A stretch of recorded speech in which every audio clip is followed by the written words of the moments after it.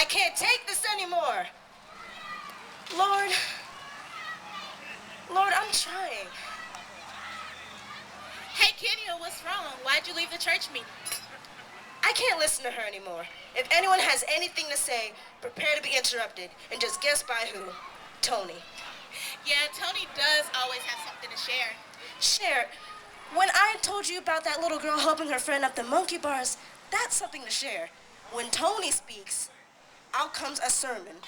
But she was speaking the truth. No, why can't she wait until the end of the meeting like the rest of us do? I mean, I don't think she was speaking out of herself. I'm sure she was led by the Spirit. And how could she talk about forgiveness when we were both dealing with that just last week? We were so upset with this one girl, someone in the ministry, and how that person owed us an apology. Well, Tony has obviously grown from that last conversation. I really think you should listen to what she has to say about forgiveness. I still think that person owes me an apology. Well, apology or not, Kenya, you have to forgive in your heart first. That's what's pleasing to God. I mean, Tony is just maturing. I really think you should consider that too.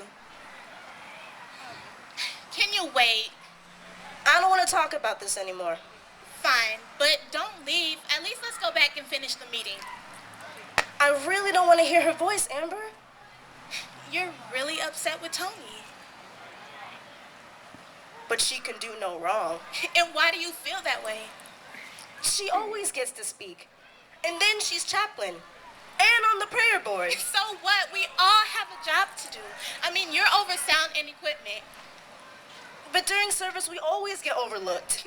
Kenya, that's because y'all are all the way in the back. Like, y'all are back there. I mean, we rarely get any recognition. Wait a minute. So, this is about being seen. No.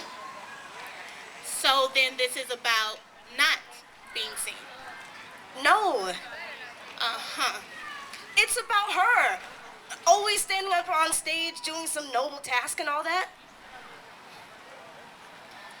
If you're mad at Tony because she's always seems to be doing something, then you're not even really mad at her. You're mad at yourself.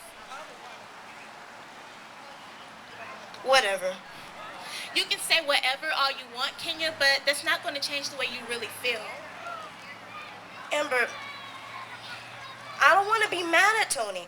She's my friend, but I can't help it. How is she super Christian now when we both started the church right around the same time? What's that got to do with anything? Listen, God has gifted her with all of these qualities to do what he planned for her life. Being bold and outgoing and loyal, those are just the gifts that he gave to her.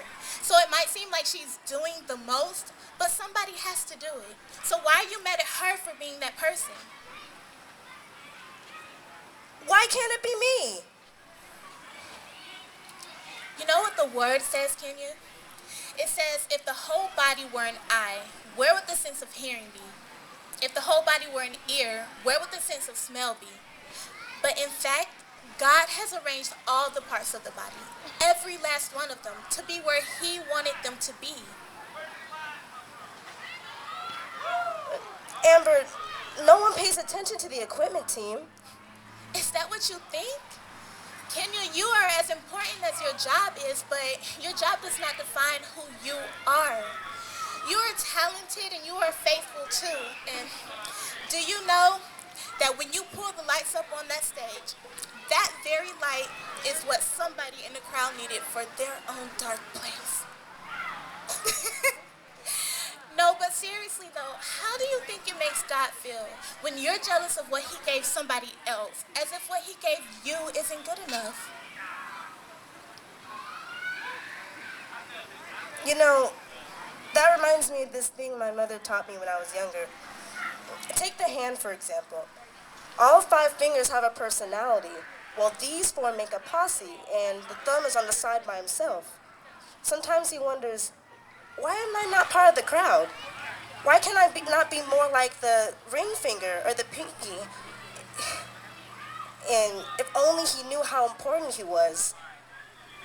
Without the thumb, the whole hand would lose its abilities. he should realize that without the thumb, the hand would just not be able to fulfill its natural purpose. See? You're like the thumb. You need to know who you are and your special purpose. I guess you're right. You know, Kenya, one thing that can really defeat our jealousy of others is knowing who we are in Christ. You know, it's so hard to admit when you're jealous. Yeah, confession is hard, but it's also good for the soul. Now, come on, let's thank Jesus for forgiveness, and let's go back to the church meeting.